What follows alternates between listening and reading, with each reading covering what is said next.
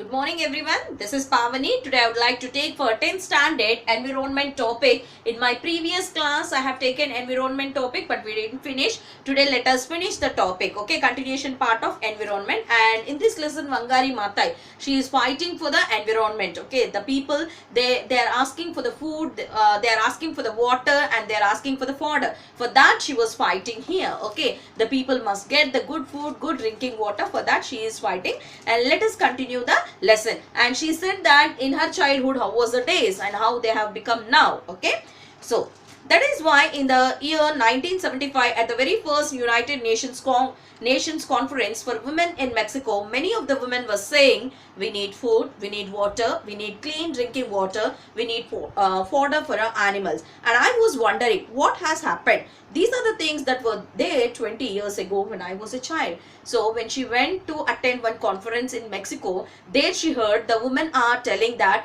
we need water, we need clean drinking water, we need food, we need fodder, like that they were saying. Then she was shocked. Okay, wondering means what? She was shocked. Why she was shocked? Because when she was a child all these things were there 20 years ago. Then how come they don't have now these all things like that? She got a doubt. Then the environment had designed, the environment had changed, and that's when I started this campaign to restore the vegetation and to store the land to rehabilitate the forest. So what is the meaning of vegetations? Plants taken collectively. Okay, plants taken collectively. Then she started a campaign. And then NHK radio, what happened when you started working with the women? So now again they are asking, okay, you said that women are saying like that. For them you started a campaign program. Okay, then when you have started working, what happened? Then what she said, Vangari Matai. Well, the first time when I told them let us plant trees, the women said that they did not know how to plant trees. So I asked them, okay, then first when you want all these things you have to plant the trees. Then they told her that we don't know how to plant the trees. Then again that is one wonder to her. So I asked the foresters to come and teach them. Then she asked the forest people to come and teach how to plant the trees. But they were very complicated. They were professionals. They said that we have our own work. Okay, we are professionals, so we cannot come. Then it became very complicated for ordinary illiterate women. So I told the women we shall use our common sense and just do what we do with other states. Okay, now no need of coming and training to you all. Just how you will do, how the farmers will do in their like what when they are sowing the seeds. Okay, how do they do? We will do in the same manner, she said. So women work on farms. They are the ones who plant, they are the ones who cultivate, they are the ones who produce food. So I told them that seeds of the trees are like any other seed. So whatever the seeds only. Okay, then so if they were to treat these tree seeds the same way they treat the other seeds of the food crops, there is no difference. Other food crops, how we are sowing the seed, in the same manner this also you have to. Then I told them to look for old broken parts even and put seeds there. So she asked them to search for the old broken pots. Pots, you know, no, it is made with what? Clay, mud. So ask them to search the broken parts, and in that they put the seeds. They will germinate and they will now, these are the seedlings from the seeds. So now they will germinate and they will know that these are the seedlings from the seeds, and they planted, and we gave them plastic bags to be able to put those seedlings and to nurture, and when they were about half a meter long, when they could go and transplant them on their farms. So first they put in the broken pots, all the seeds they have put in the broken pots, and after that they have become the seedlings. And once when they were seedlings they planted, and we gave them plastic bags, and once when they were planted they have given the plastic bags to cover it, and to be able to put those seedlings and to nurture them, and then they were able they were about half a meter long when they could go and transplant them on their farms. In the beginning it was difficult, but they soon gained confidence and they became very competent foresters. So I called them foresters without diplomas. So now what happened? Without any training they have learned how to plant the trees. Okay, so because of that she called them foresters without diplomas, without any training. Then NHK radio, why do you think they responded so well to your message? So how do you think and why do you think that they have responded to your message? Then Vangari Matai, it was a need, because it was a need for them. They need the food. So when I said immediately they accepted to do it. When the women said they needed firewood and building material, we responded to that need. So whatever they asked, we have given that. Plant trees, then you will have trees for firewood. In the tropics, trees grow very fast. In 5 to 10 years, these trees serve as firewood, as building materials. So the moment when I said if you plant trees, from that only you will get firewood, immediately they accepted to do it.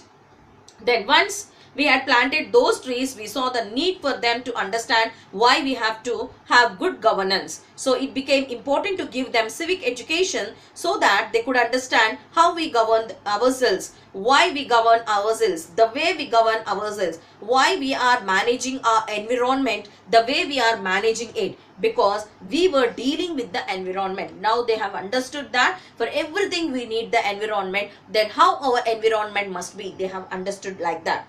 Okay, so that made them understand clearly why they should take up the responsibility of protecting their environment, that it is not the responsibility of the government, it is not only the responsibility of the government, but it is responsibility of every citizen. Okay, or the responsibility of somebody else to come and rehabilitate their environment on their own land. It's their responsibility. It is their responsibility. They have to protect. Why? Because it is giving everything to them. When they have understood this, automatically they does that. Okay, they will definitely do it. Then NHK radio. What transformations did you see? Then what are the transformations you have seen? Then Wangari Maatai. One of the bigger transformations that I saw was that ability of an ordinary illiterate woman to get to understand and to be able to plant trees that in 5 or 10 years became big trees, and she was able to cut them and be able to give herself energy to be able to sell those trees and give herself an income. So now what she said, one of the bigger transformation is that the ordinary, the illiterate people are able to plant the trees. From them whatever they are getting, they are using, and also they are selling to get an income. Okay, to be able to feel confident that she had done something to herself. So, and they are able to feel confident that okay, we can do on ourselves, for our livelihood.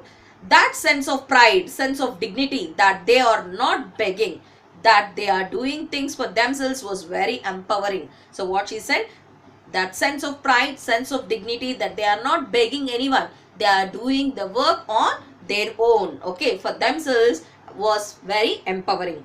That transformation was very powerful. The other is the transformation of the landscape. Places where there was dust, there was no more dust. People actually with lot of dust it was, and now we can see there is no dust. There are trees, even birds and rabbits, they come back and they make the environment very beautiful. There is a shade, and sometimes even dry springs come back because the water is not running, the water is going into the ground. Very profound transformation. So profound means what? Reaching to great depth. Okay, the meaning of profound is what? Reaching to great depth. The meaning of profound is reaching to great depth.